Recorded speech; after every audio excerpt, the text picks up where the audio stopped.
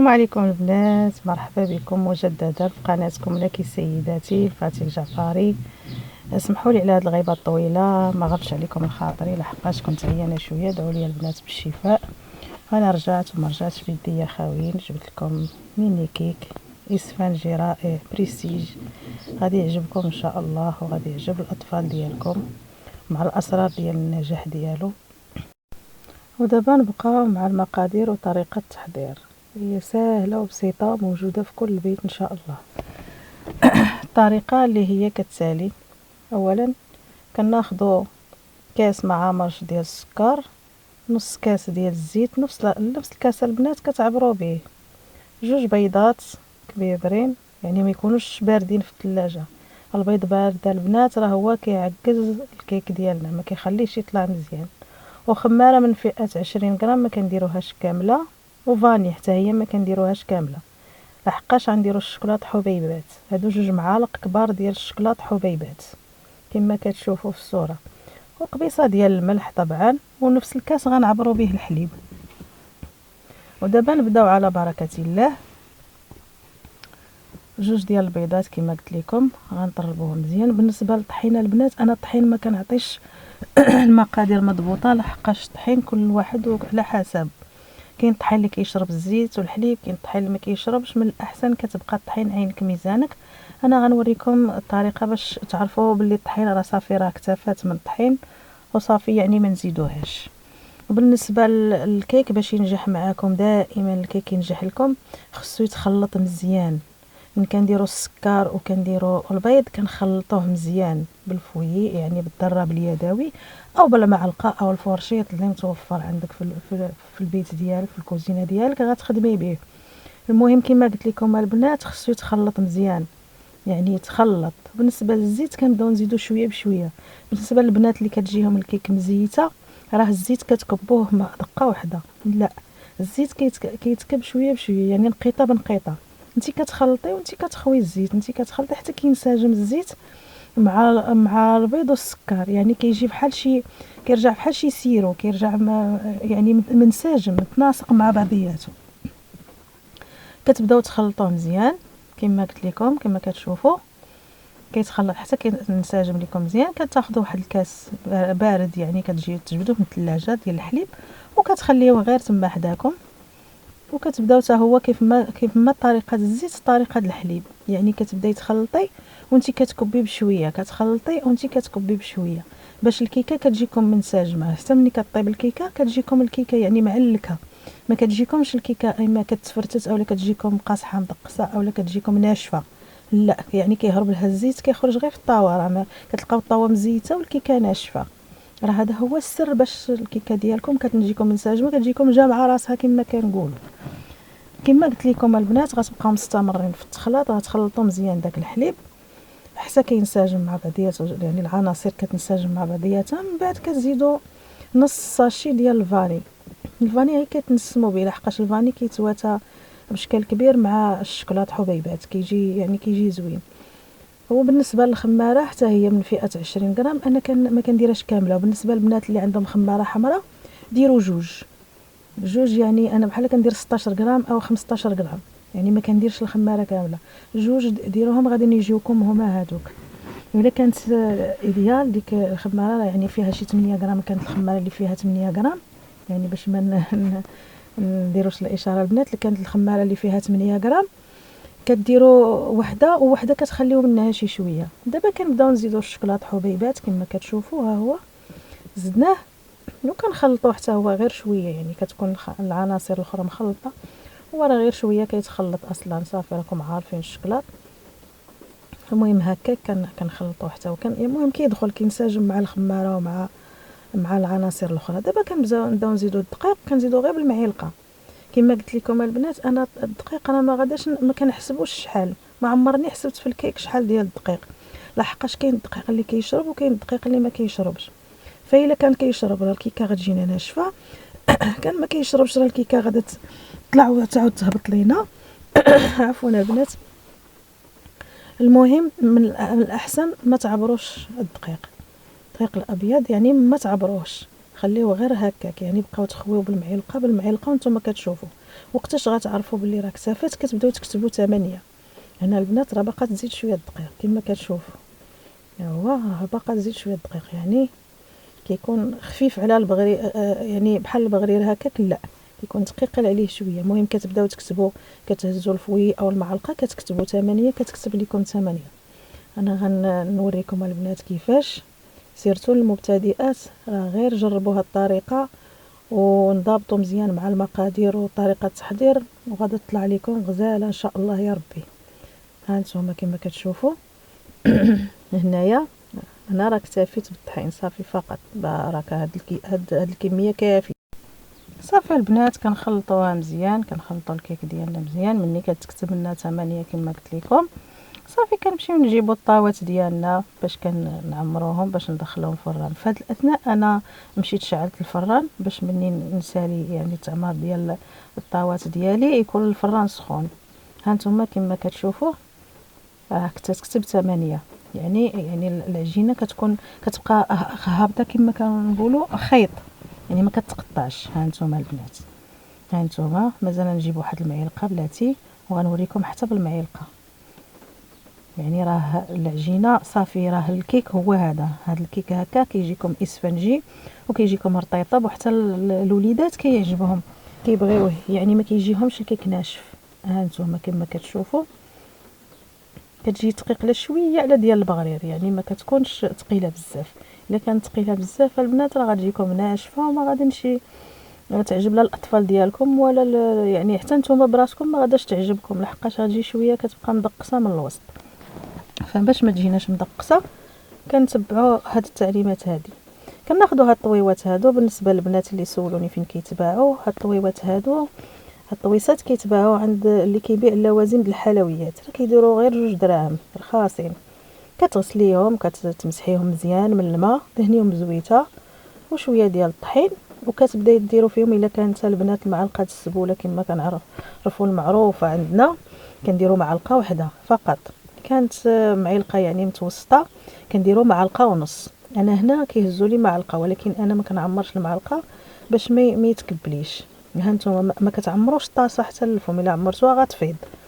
كتخليو يعني كتفوتوا النص شي شويه وصافي فقط. يعني انا كندير فيهم بالنسبه للمعلقات دوك المعلقات العاديين يعني المعروفين عندنا السبوله، كندير معلقه عامره، يعني كنهز بالنصيص وكنخوي فيهم، كنخوي يعني من الوسط وهي كتمشي مع الجناب، لحقاش غدا هي اصلا غادا تسد من الوسط. دابا غادا تشوفوا من غادا طيب كيفاش غادا تجي. ها نتوما البنات، وكنبدا نحط كنبقى مستمره عاوتاني حتى كنكمل طويوات كاملين. هاد الطاسات عندي انا 15 وحده، وانا هي كتهز هي كتخرج لك 25 حبه. فانا كملت بواحد الطاوات كبر منهم شويه عندي، كيديروا شي قيله شي 4 دراهم، حتى هما رخاصين يعني بحالهم، هما متقوبين من الوسط حتى هما. دابا دخلت الطاوه للفران مسخن مزيان. الا كان الغاز كتسخني مزيان كطفي الفوقاني وكتنقصي من تحتاني وكتدخليها راه شويه وكطيب، ماشي بحال الكيكه العاديه. كان ضدو كتسخنيها على 160 درجه ولا 170 فقط، معني ما كديريش لا الحراره كثيره بزاف باش حيت دغيا كطيب. كتكوني موجده السيرو ديالك كتسقيها معلقه السيرو في كل طويصه.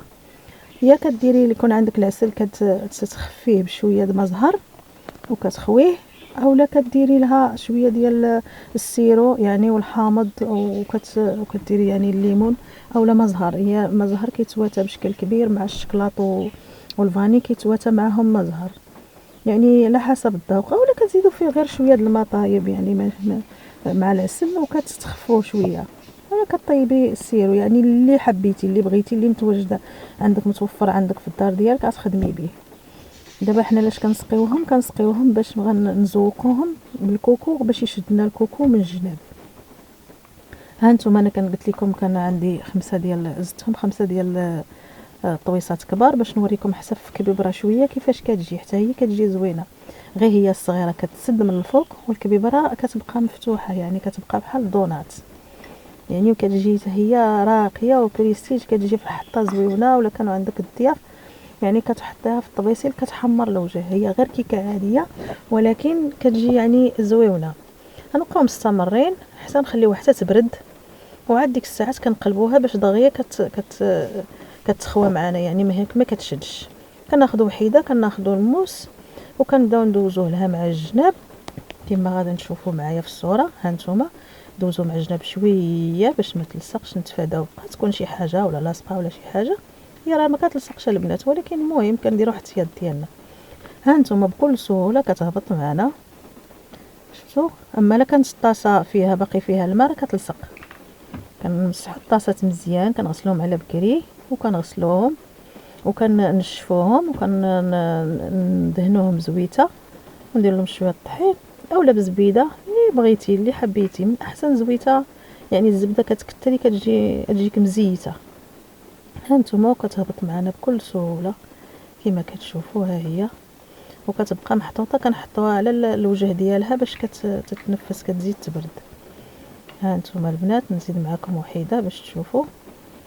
ها نتوما بالموس كندور الجناب، ما كنديروا الكيكه العاديه كدوري الجناب كتخافي لا تلصق. ها انت دغيا البنات، ها نتوما دغيا كتهز معنا. دابا نجرب معكم وحيده كبيبره. هذه راه سخونه، يعني راه باقا سخونه شويه راه ما قدرتش البنات نهزها. انا جبدتهم ولكن خليت وحيده باش تشوفوا كيفاش حتى هي.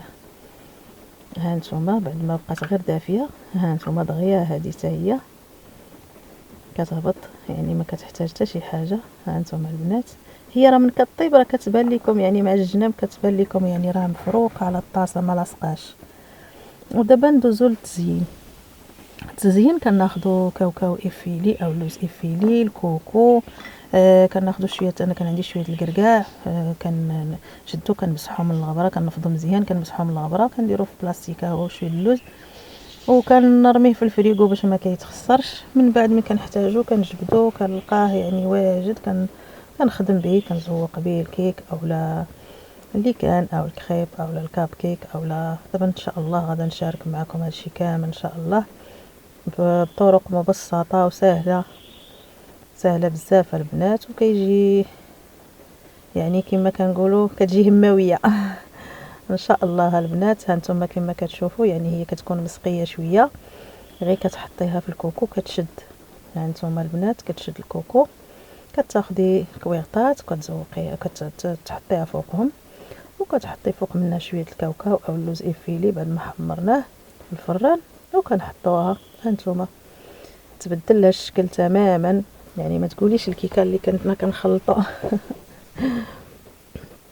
كتجي بحال شي حليوات يعني راقيين، يعني كيعطيو منظر زوين. حتى الوليدات كتعجبهم، يعني كيهزوا احسن داك الكيك اللي يعني الكلاسيكي كنقطعوا لهم بالموس ونعطيوهم ما كيبغيوش ياكلوه، حتى لاكلاو كياكلوا طريف وكيخليوه. هذه ما كتخلي لكش طريفات صغيره كيهزوها يعني كياكلوها في دقه واحده. كنعتذر البنات على اللي كنت كنصدعكم بكثره الشرح، ولكن انا وعدتكم غنشرح لكم يعني مزيان بطريقه يعني مبسطه وبالتدقيق باش تنجح معكم. هانتوما البنات غنعاود معكم وحيده اخرى عاوتاني. كنديروا وحيده فيها درت فيها وحيده فيها كاوكاو افيلي، وحيده درت فيها كريكيعه. هاد الكبيبره هادي الا بغيتو تسقيوها ديروا لها الشكلاط كتذوبوا يا بيض يا كحل وكتزوقيها من الفوق بلا ما ديري لها الكوكو. بغيتو ديروا لها غير الشكلاط هكاك وتذوقوها بالشكلاط حبيبات، يعني ديروا الشكلاط مثلا بيض وتذوقوها بالشكلاط حبيبات كحل اولا الكحل في الكحل كيجي حتى هو زوين. ها نتوما حتى هي شوفوا كيفاش كتبان. هنا درت لها غير الكوكو بوحديتو، شوفوا كيفاش بانت يعني ظهرت جميله جدا. نعاود وحده اخرى. هذه غنلصق فيها كاوكاو افيلي، يعني باش يلصق لينا خص ضروري شويه السيرو. انا ما بقاليش يعني داك الشويه اللي بقى انا كنحاول نخدم به يعني باش نوريكم، وعاد نزيد شويه باش نكمل الباقي. ها نتوما البنات شوفي كيفاش كتجي حتى هي، يعني كيجي شكل زويون. ها نتوما كتجي راقيه بريستيج، شفتوا؟ وكنبقاو مستمرين حتى كنكملوا الكيك اللي عندنا ميني كيك كامل، وعاد نتلاقاو باش نوريكم طريقه التقديم. الميني كيك ديالي البنات ها هو بعد ما كملته، ها هو خفيف ظريف كيجي زوين راقي بريستيج، في الحطه كيعمر العين وكيحمر الوجه. شوفوا الكبيبرات كاين اللي زوقتها بالويزات بريقعات، حتى الويزات كيجيو زويونين، كيدخلوا في ديك الحفيرات عاود في المينيكيك في الصغيورين. هانتوما شفتوا في الحطه كيجيو زويونين. كنتمنى ينالوا الاعجاب ديالكم، وما تنساوش البنات مشاركه مع الاهل والاصدقاء والاحباب، وشجعوني يا البنات. ولا كاين شي تفسير ولا شي توضيح خليو لي كومونتير، ان شاء الله نكون عند حسن ظن ديالكم، وان شاء الله نكون خفيفه على قلوبكم. ادعوا لي يا البنات بالشفاء، وشكرا والى اللقاء في وصفه اخرى من وصفات لك سيداتي الفاتي الجعفري.